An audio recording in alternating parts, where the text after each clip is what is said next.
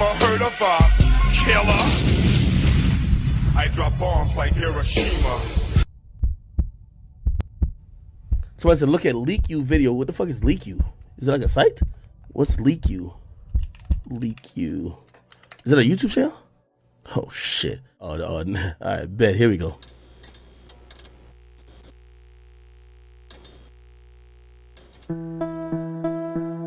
Please hit the like. Thank you.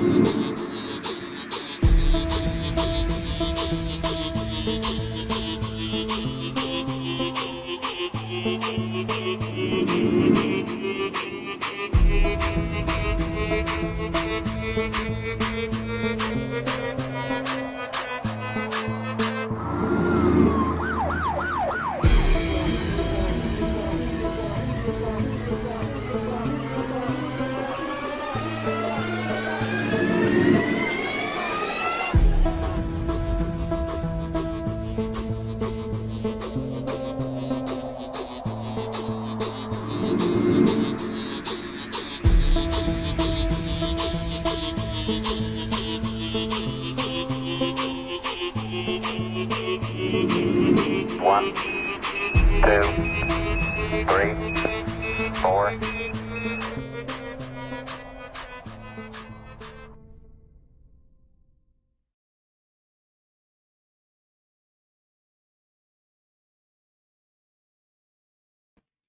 Good morning, good afternoon, good evening, everyone. I hope you're having a fantastic Monday. We're going to get started here. Shout out to Chanel Cartel in the building. I have something for you all to listen to. Pretty much this is going to be a listen only stream. Before I kick this off, I do invite you all to my official podcast platform at anchor.fm/LeakYou. You can also find me on Spotify, Amazon, Apple, and Google Podcast. We are streaming on all platforms, and I hope you all enjoy the content. I will see you all very soon.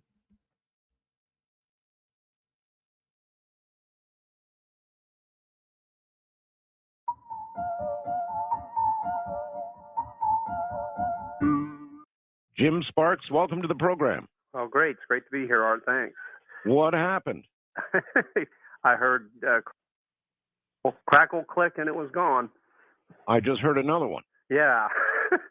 Oh, boy. Well, I know. Well, if it can, it will. All right. Well, all right, Jim, in order to, obviously, there are some out there who are not here for the first two programs we did. So while I don't want to spend a lot of time on it, I do want to sort of recap how this began for you and, you know, how it manifested. There will be a lot of new listeners tonight, I guarantee. Okay. And it started for me in mid-'88. Excuse me, mid-'88. Prior to 88, I, as far as I was concerned, as I mentioned before, I didn't think anything like this could be. I didn't study the subject. I wasn't into the subject at all. And for myself, it was like dreamlike experiences. And I kept, in mid-'88, I kept having the same reoccurring dream that something or some things were coming into the bedroom, escorting me off the bed, out of the bedroom, down the hallway, and then we would get into the guest room area, and we had a ground level window, and they would walk me right through the window. Go into the woods. Something would take place there. At that time, I had no memory of it after crossing the lawn. And then they would bring me back the same way and back down the hallway and into the bed again. And as I mentioned before, this just went over. It happened time and time again. And as far as I was concerned, it was just a dream. But one particular evening, the dream was extremely vivid. And after the experience was over, I had walked into the guest room, and I saw where my footprints were embedded in the lawn, And at that time in our lawn, we had thousands of these little, what I call honeysuckle flowers, draped across the lawn. And I could see a heel of 1 foot outside, and I could see the toes and the ball of my feet embedded in the carpet inside. Only there was a window right in the middle with the flowers and the grass and everything all spewed into the guest room. So that was the beginning stages of what I refer to as going the easy way, meaning that what I've learned over the years is when they're on the ground or the crafts are landed, they escort you via these little worker beams, and it's not so torquing on your system. That was their way, in a sense, of getting one accustomed to the fact that, hey, we're here, even though it was dreamlike at first, and then it became a conscious awareness, totally, like face to face. And then there was the rude and abrupt, I don't know if I mentioned it this way before, introduction to what I call being taken the hard way. Excuse me, that I surmised was when crafts are in the air and they literally pull you from the ground, be it in your home or wherever you may be. Right. And that's when it's really rough on your system. I mean, really rough. First you hear a slow whirling, whipping sound that increases, and the RPM increases, and it gets louder and louder, and then you get a sensation in the pit of your stomach that starts working its way up to your chest, and then when it gets to your heart starts racing. I mean, just really fast, and you think you're going to die, and then there's this acceleration, a sense of as if you're on a roller coaster and you're going down instead of up. So the sensation always felt like I was being pulled down, only 100 times faster. And inside your mind, you're just screaming, "I don't want to die! I don't want to die!" And your heart's racing at 1,000 miles an hour. And then you black out. Then, Jim, let me just stop you there for 1 second. I've had a lot of people describe what you just said to me in much the same way. And I sort of wondered, as you were saying it, I wonder how many people they've attempted to abduct with a bad heart who then just had a heart attack and died. And, you know, it was ruled a natural death because what else could it be? Well, I could actually... I can't say that I've seen anything like that or experienced other people go through that and die. Fortunately for me. Well, right, we wouldn't know. Yeah, right, but yeah, because you're believe it or not, over the years you develop, you get accustomed to it, but still, even the first several years of it, there's a sensation throughout the whole thing that there's something about your system that tells you you're alive, and you know that if you let go of that, you're convinced you're gonna pass on. Yes. And that's the scariest part. So when your heart's racing like that and you're feeling that acceleration, and what's happening is where there's any mercy at all in it is the fact that you black out. Now, I've had others say, well, maybe that's because it's tremendous G-forces. I've had to say different reasons, but just before the point of blacking out, you're convinced that's it. I'm no longer going to be here. And then you're gone. It's black. And then when you open your eyes, you're sick, you're nauseous, you feel like you just went through that, right? And you went from point A to point B, and then when you're at point B, it takes a few moments, and then you start realizing yourself again, and then you're there. Well, when you say you're there, what do you now remember about point B? Point B, particularly in those days, for the first 6 years, was always the same place. It was a room on board. It was always the same room. I always found myself sitting at something that was like a bench. I was, for the most part, almost totally paralyzed. In front of me was something that looked like but I called it a screen table, for lack of a better term. That there was a table in front of me, and it had a large screen on it. And then in front of that, there was a wall, like 5-8 feet in front of me, which was another, on the wall was another screen. And as it turned out over the months and years, different images and different experiments and different things were conducted in that setting. But I was sitting up. The only thing that could move the majority of the time in those first 6 years were my head could go up and down slow, and my right arm and right forefinger were always propped on this table that I could move my right forefinger, and if I drew a vertical line or a horizontal line, it was like an etch-a-sketch, so to speak, and those images would appear either on that table or they would appear on the wall, depending on what they were doing.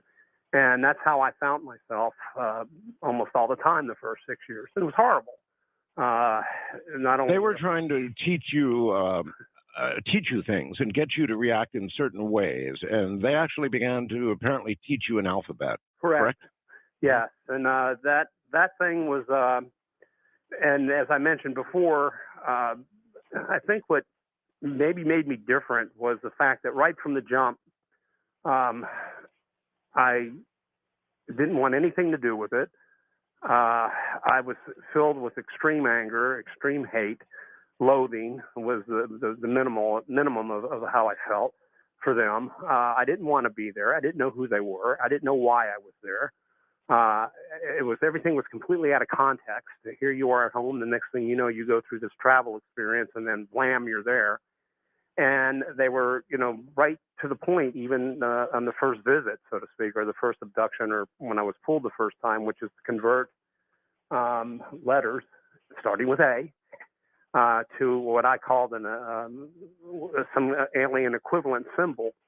As the years progressed, I learned later feel that it was just the beginning stages of teaching humans how to be telepathic, which is to focus your thoughts and focus them into symbols, and you had to direct the symbols exactly, motion, direction, sound it out in your head, and it kind of stands to reason. I'm thinking one day, once I feel like there will be telepathy, I think will be common one day, even for us. And I feel like if your brain can transmits or radiates energy, and it's scattered energy, and if you can just not necessarily focus the energy at an object, which would be another individual, as you being the transmitter and them being the receiver, right, but focus the energy in a symbol form, like a sentence or a thought, in just one symbol, and it's always doing the same thing. So let's say hypothetically, the symbol for open the door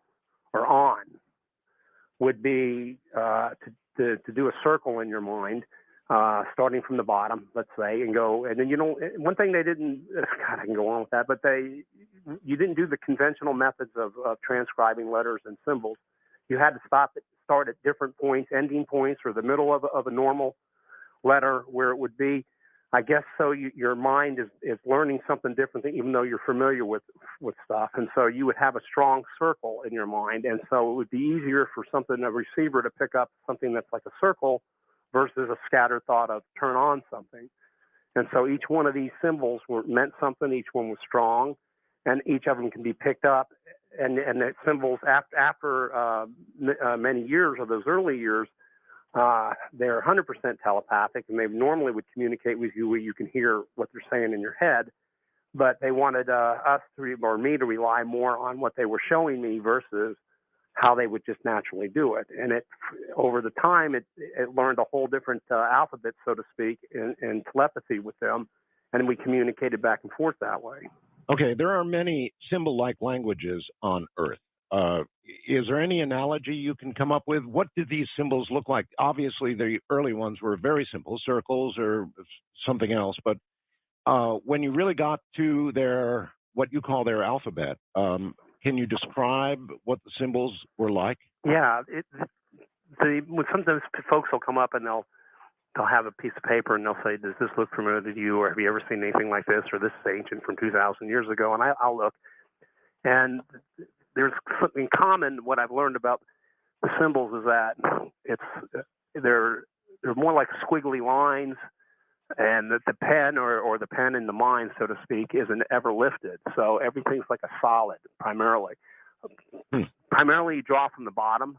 You go from right to left.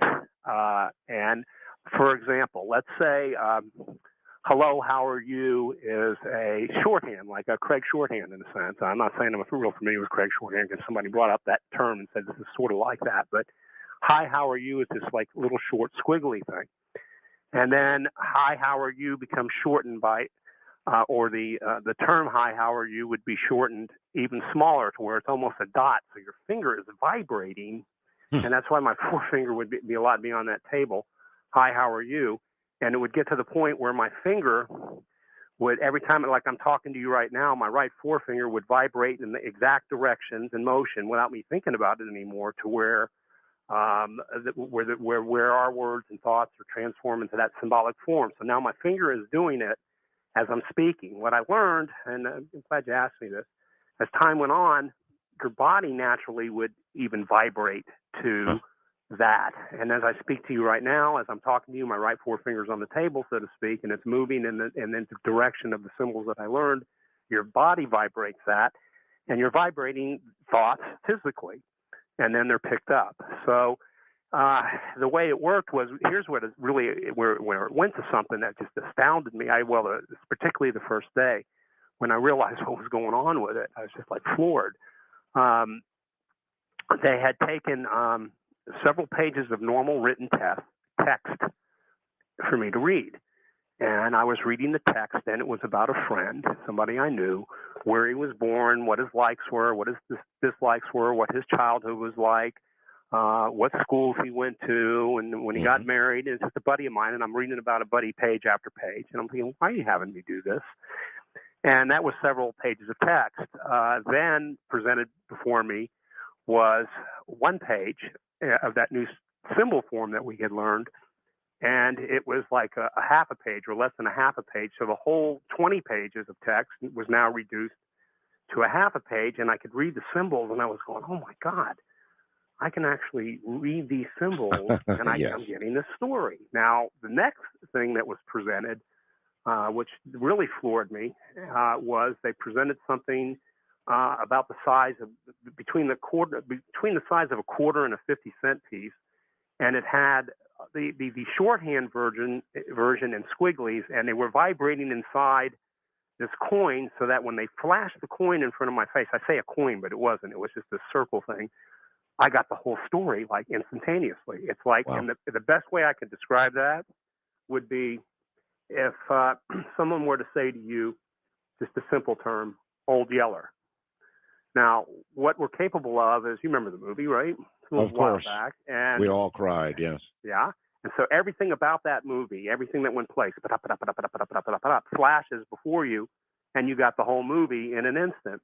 And it's the same thing with that type of communication. So you could see these symbols, and the symbol would contain the whole story, only an extremely shortened version, and you'd have it in a matter of seconds. So it went from what I thought was pure torture, learned A, B, C, and converted over, and I didn't want to do it. And then actually, some of it was torture. In other words, in order to teach you, particularly at an early stage when you didn't want to learn, they virtually did torture you, didn't they? It was punishment and reward, no doubt.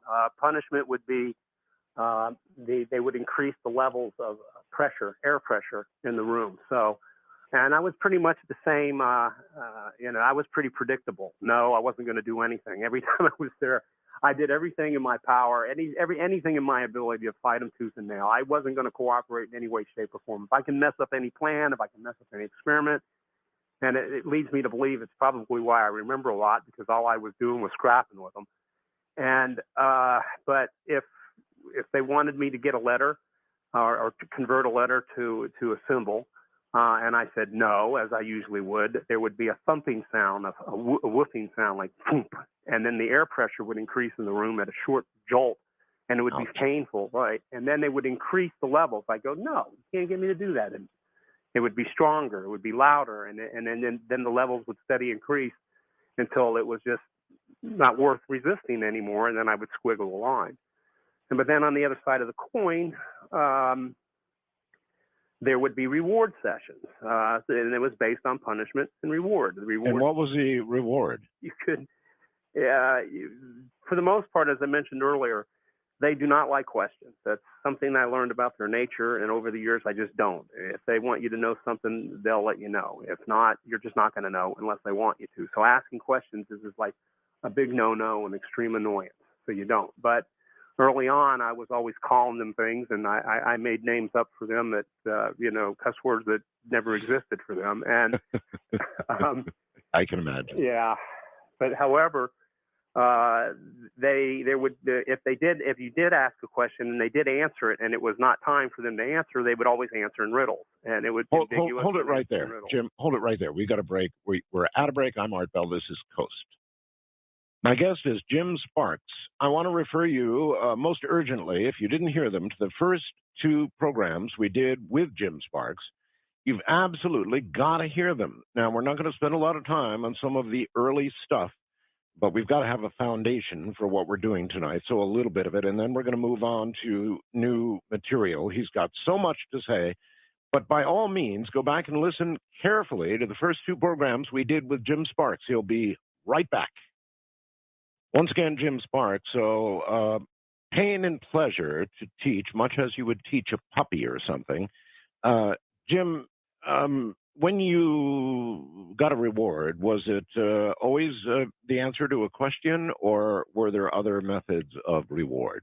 Well, in the early years, I forgoed, I guess, if that's the proper term, or I would pass on a lot of the what was offered in the reward sessions, because I didn't. My take at the time was, I don't want anything from you. I don't care what it is, even if it's pleasurable or even if it's knowledge. And for a long time, I wouldn't even accept any of the reward sessions. But as time went on, I realized that if I wanted to get out of there, the more I cooperated, and then would have a reward session, the quicker I would get home. So that conditioning worked, but it took a long time. I would rarely get questions answered. There would be something that they do too, which would be sexual energy. Yeah, I had a feeling that's where you were going. Yeah, euphoria. They can, as science fiction as all this sounds or has sounded, but they can take any kind of human energy and store it, be it hate, be it love, be it euphoria, be it whatever it may be. I suspect that over time that what they do with a lot of that is barter with it. I think when they travel, so to speak, if you have a person that has this air about them of leadership, and they just have this magnetic personality, and you want to follow every word he or she may say, I think that they can offer those sensations, which can be commercially extremely productive. I think that when they deal and barter with different individuals, be it someone who's in power, someone who may be in the military, someone who may be whatever it is that they're trying to gain, it's something that they can use as chips or playing chips, so to speak. Boy, that's logical. Probably in our own future. Michael in Boulder, Colorado, fast blast me, a good one. He says, I just finished reading Mr. Sparks' new book, and I've got a question. Does Jim know enough about the number system and the alien alphabet that he could actually teach this to others, or is there so much of an unknown psychic component to the whole teaching bit that he can't?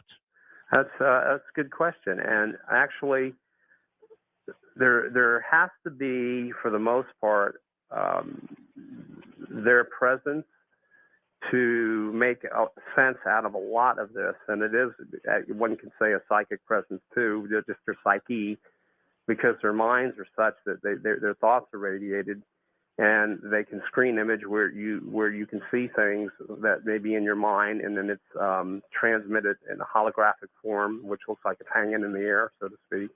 Mm-hmm. And they are in dimension instead of just a flat surface. A lot of it takes on dimension, and when they're there, it activates that, but not necessarily all of it.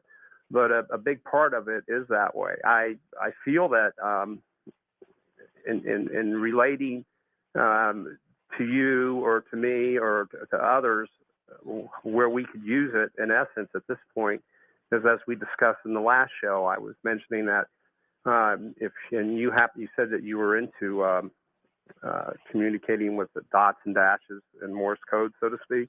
Mm-hmm. And you would pick up to the point where you wouldn't even have to write it down. You know what the sequence is, and you hear the words in your mind, and then you're carrying on a conversation almost like normal. And it's Jim, it's still true. After all these years, it's still true. And certain symbols are like that, so that you pick up, you know that when you see the images of symbols in your mind, you know what the meaning is. But the primary idea behind it, I believe, is once the experts get their hands on this stuff, and they could probably make good use of it, you're not only telepathically communicating, but you're also doing it in a way in symbolic form, where, as I was mentioning earlier in the show, that you can get 20 texts of information as a person, and that data comes in as a stream, and then you understand it within a split second. Okay, so you feel you could teach this to somebody? Yes, to a certain degree, the elementary forms, sure, because there's standards that stay, that are hold strict discipline, so to speak, in areas there that are standard, and once you pick them up, I believe so. Yes, I'm waiting for the time, I guess, Art, for these things that I've picked up and these things that I've learned, and it seems like the different situations come up and the timing is right, and I present something, and it's the right people or the right persons or the right person at the right time, and it's something that maybe they've been studying for years, and then it gives them answers to things that they haven't been able to find, and things start coming together. So I feel like a lot of this, and I've seen it over the years, it's just a matter of me being at the right place at the right time with the right people, and it gels. All right. Your contact was primarily with what we know as the Greys and the Reptilians, yes? Yeah, 95% Gray, I would say 3 to 5% reptilian, and on rare occasions humanoid beings, and it wasn't uncommon with the Gray contact in that 95% scenario for there to be military individuals, and making it very plain that that's what they were, and I could see them and interact many times over. Okay, Jim, you make note of the nature and personality of the Greys and the Reptilians, for that matter. I'm very interested in that. Mm-hmm. You detected differences, in other words, in the Greys themselves. You were able to discern individual personalities. I think what most abductees deal with are the worker beings, and they don't have much of a personality, if any at all, because they're part robotic and they're part biological. So they react and interact in that manner. And I think the big part of the times people spend as an abductee is with those guys, or those beings, or those things, or the worker beings. Then there's definitely a distinct difference between them and what I call, for lack of better terms, true aliens, meaning that they're the real McCoy. They're the ones that create these beings. There's the reptilians, or what are commonly referred to as reptilians. They have they're the ones with personality. They're the ones with emotions, feelings. They slow way down to communicate. Whereas on the part of the Greys, they pretty much don't have emotion, or they don't come across with emotion. But there is the ways to distinguish one individual from another, and it's an energy they radiate.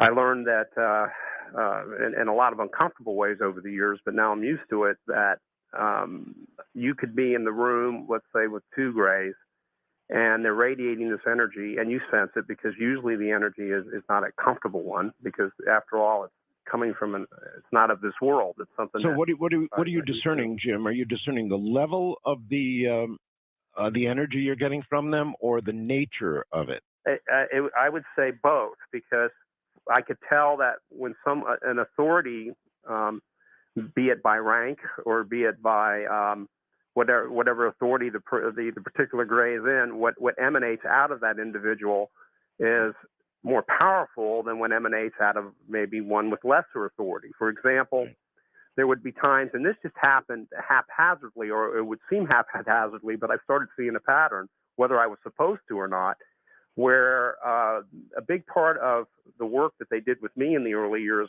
was with this that table I said was in front of me.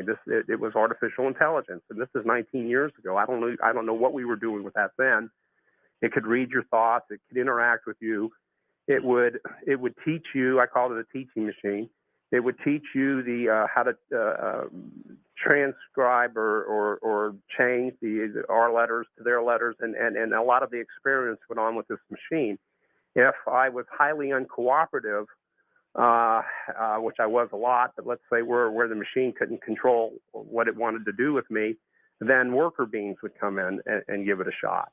If it didn't work with them, then I started seeing these levels. You see where I'm coming from with this? Yes, I do. And then if I was even more stubborn and fighting tooth and nail, a true alien would come into the room. Now, when a true alien, what I call true alien or a true gray, comes into the room, they radiate an energy, and I had mentioned earlier, that's not comfortable. It's miserably uncomfortable. No, let me discern here. You say a true alien, or you said true gray. So it would still be what we classically, and I think most of the audience listeners to this program knows what a gray is, but they would still essentially look like the classic gray, but you'd be very obviously aware you're dealing with a higher intelligence. So they're physically a little bit different too, Art.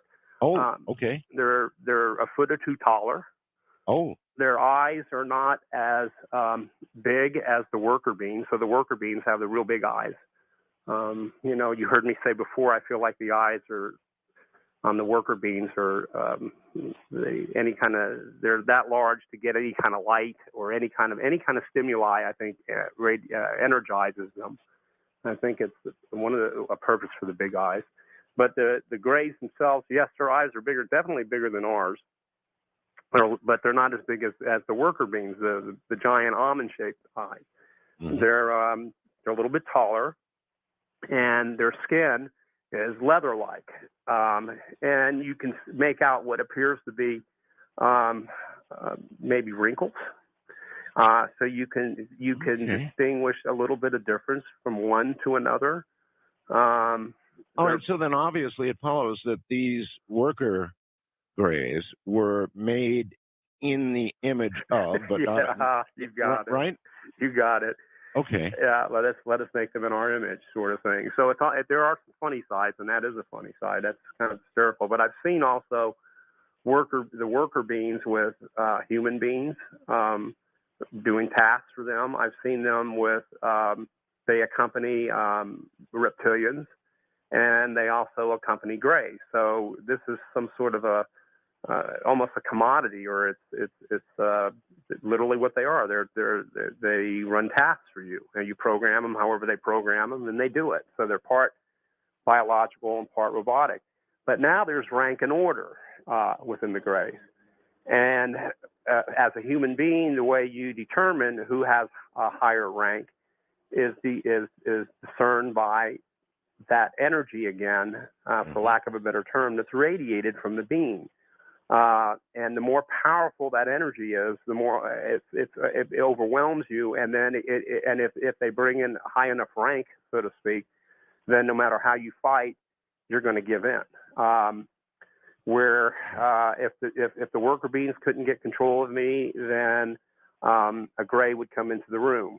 They would be radiating an energy. I would be again paralyzed at this bench, and they would lean over, or he would. I always refer most of them as he's. That's just something I sense. He or it would lean over my head and be staring into my head, and then project images, project thoughts of cooperating, and it would be something you would be fighting. And at times I would be so angry I could resist it. And in those cases, another one would come into the room, but then you would sense his presence or its presence several feet away. It could be 20 feet, 30 feet away. And as this being started getting closer, now everything's dumping from your head into your system, and you're broke down completely, and it leans over your head, and you just do.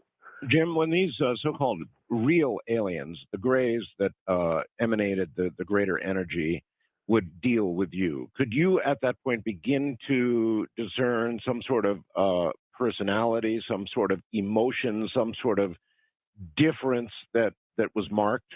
The closest thing to emotion, and now see, this took years and years and years. The closest sense to emotion, excuse, that I could pick up in the early years, the first sense would be an emotion of cynicism.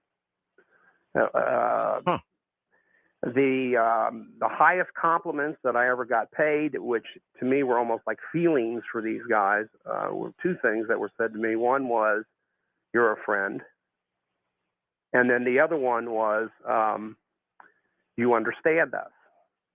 Mm-hmm. And in all the interactions that you have with the Greys, they're just cut, dry, bland, and you just get no sense of feeling at all. And of course, Right. It always annoyed me. Now, the worker beings, on the other hand, I used to mess with them because I sensed that they were part. The material that they were using, or the raw material, was derived from us to make these worker beings, other than the robotic parts. So I don't mean to sound scary here, but if I had mentioned earlier, if there was 360 degrees and each degree was thousands of millions of bits of data and agenda on their part, I was savvy to, 1 or 2 degrees in this whole 19 years, and one of them was with this intimacy with the worker being type. So on one occasion, I always tried to get some kind of an emotional or a response of self-awareness out of them, like the self-realize that they exist. And the closest that I had ever came was, there were lots of times when I said I was paralyzed a lot, I could always yell and scream until they just got sick of hearing it, and for whatever reason, they then paralyzed my vocal cords. And I would yell and scream different things at them. I would call them different things. But on one particular session, I said, "You're the most pathetic, lowest forms of life. You have no feelings, you don't care, and you don't even know you exist." And both of them stopped. I got 2 of them to stop on their tracks. And you don't even know you exist. You don't even know you exist. And I'm sorry, let me get a sip of water here. No, that's all right. Maybe you hit them right square between the big eyes. So low humidity in the desert. Uh-huh. Nonetheless, that there was a moment where 2 of them stopped on their tracks that I can remember vividly in the last 19 years. It had captured their attention, and I could see that they were, for the first time, looking within themselves as if, am I something? And Do I then exist? Yeah. do I exist? And what happened afterwards told me I was getting somewhere, because a true alien, or a Gray, came into the room, because he could somehow sense that they weren't doing what they were supposed to be doing, because I had them stopped in their feet. Yeah. And he said, and his words were maybe not proper English, "Don't say that to them. Don't say that to them." And then, the sensation of guilt came over me, as if, okay, so I'm making something aware that it's aware, and I should Like be you had doing mistreated a dog or something. Yeah, right. Don't say that to them. And then they went on doing their normal thing. So, rank and file. So, like in the military. So they radiate an air, an energy that's uncomfortable. It's overbearing. It's extremely powerful. And see, now these guys aren't talking; they're telepathic, and they radiate this stuff. So that lends one to understand the difference between who has more power, who has more rank, and who has more authority. Sure. Okay, that could definitely be classified in the dislike area, something they disliked or they were uncomfortable with. Were you able to ever figure out anything they liked? Yeah, over time they had very peculiar. There were some things that just, well, I mean, does any of this really make real sense? But yes, a lot of it starts to make sense over time. But there were things about, I guess you can say, it started off with me during different sessions with me interacting with particular scenarios like war. So they would War. They like war? They have an interest in how we see war, how we feel about war, how we think about war, and over time, it was an area that I think that they just had a fondness in learning about. Hold tight, Jim. Boy, time is flying. I'm Art Bell. Apparently, war is good for something, catching the attention, even the interest of aliens. They like the subject of war. We'll get back to that and Jim Sparks in a moment. By the way, those of you who commented that we had not done 2 interviews, that's true with Jim Sparks. Only one, but it was from his point of view, a 4-hour interview. I extended the whole thing. We went 5 hours that night. So that's the one you want to listen to. Believe me, you want to listen to it. This as an extension to that. So if you find this interesting, compelling, which I'm sure you will as the program goes on if you haven't already, go back and listen to that first program. You'll get the entire base for what you're hearing tonight. I'm Art Bell. We'll be right back. Once again, Jim Sparks. Jim, any idea what it was about war that fascinated them? I think a lot of it had to do is because throughout history we're always doing it. And so there would be many